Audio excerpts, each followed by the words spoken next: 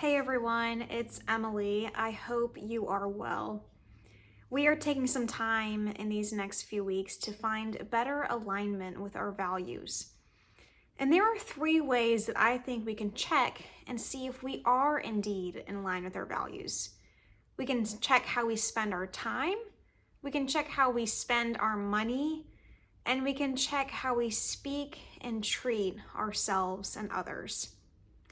This week, we're going to focus in on how we spend our time.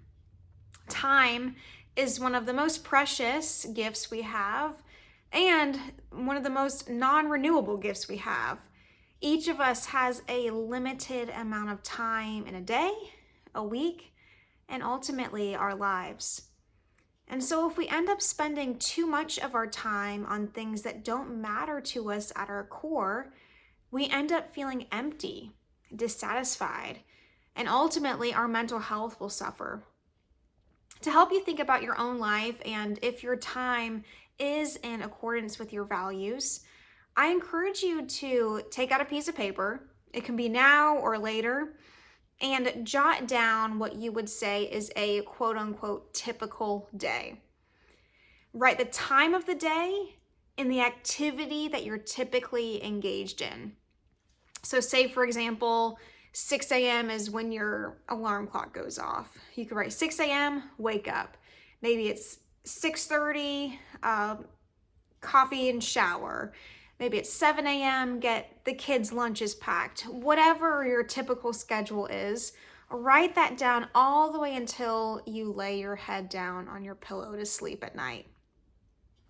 And then taking that schedule and looking at it in front of you, try to see if you can connect each time of the day and each activity of the day with one of your top values that you identified last week.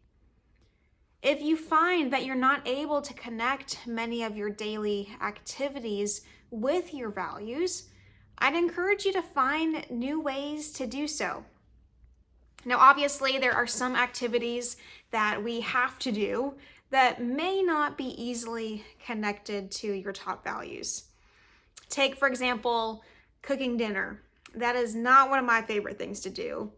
And you might have a hard time connecting that to one of your top values. But perhaps family time is something that you value.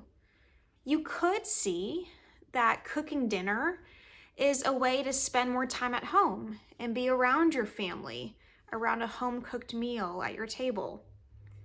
Doing this type of thinking and exercise can help you see the true meaning behind some of those mundane activities. It could change your perspective on the activity, or it could help you decide that you like to spend your time differently. Let's take another example. Sometimes we watch Netflix at night, but you realize that Netflix is not really in line with some of your top values. And so you take that extra 30 minutes or hour that you would have spent on TV and you do something differently, like calling a friend or reading a novel or just connecting with your partner at night before you go to sleep. Our values should direct our actions, and our actions should reflect our values. The more we live in alignment with our core values, the more satisfied we will feel, the more fulfilled we will feel, and the better our mental health will be.